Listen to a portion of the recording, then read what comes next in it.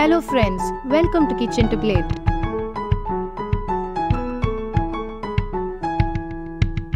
பெரியவங்க சாப்பிட்டதுக்கு அப்புறம் வெத்தலை சீவல் போட்டு பார்த்துருக்கீங்களா? ஏன்னு எப்பயாவது யோசிச்சிருப்பீங்களே.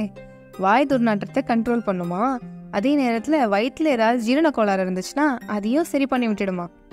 வீட்டு பின்னாடி நிறைய வெத்தலை பழம் இருந்தது. அதுலேருந்து ஒரு 4 வெத்தலை எடுத்து ரெசிபி பார்க்கலாமா? ஒரு சின்ன எலுமிச்சம்பழ அளவு புளி எடுத்துக்கலாம். இது கூட 1/4 டீஸ்பூன் மஞ்சள் பொடி, 1/2 டீஸ்பூன் சாம்பார் பொடி, 1/4 டீஸ்பூன் பெருங்காய பொடி சேர்த்து நல்லா கொதிக்க விட்டுடலாம். இது கொதிக்கிற நேரத்தில் நம்ம ஒரு மிக்ஸ் தயார் பண்ணிக்கலாம். ஒரு மிக்ஸி ஜாரில் 2 தக்காளியை கட் பண்ணி சேர்த்துக்கலாம். கூடவே 4 வெத்தலையை காம்பை கிள்ளிட்டு பிரித்து சேர்த்துக்கோங்க.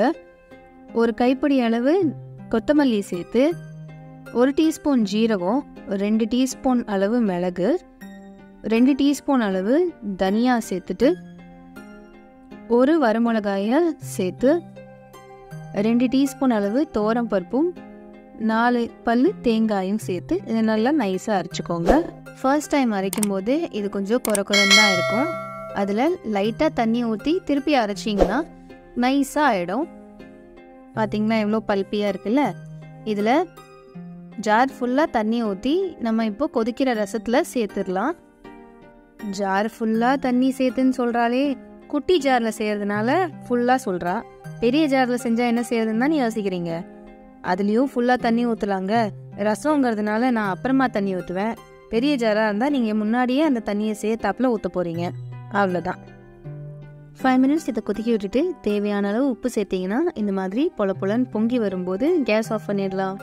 ஒரு இழுப்பு கரண்டிலையோ இல்லை குட்டி கடாயிலையோ 2 டேபிள் ஸ்பூன் அளவு எண்ணெய் சேர்த்து 2 டீஸ்பூன் கடுகு சேர்த்து நல்லா வெடிக்க விட்டுட்டு நம்ம செஞ்சு வச்ச ரசத்தில் இதை மிக்ஸ் பண்ணிக்கலாம்.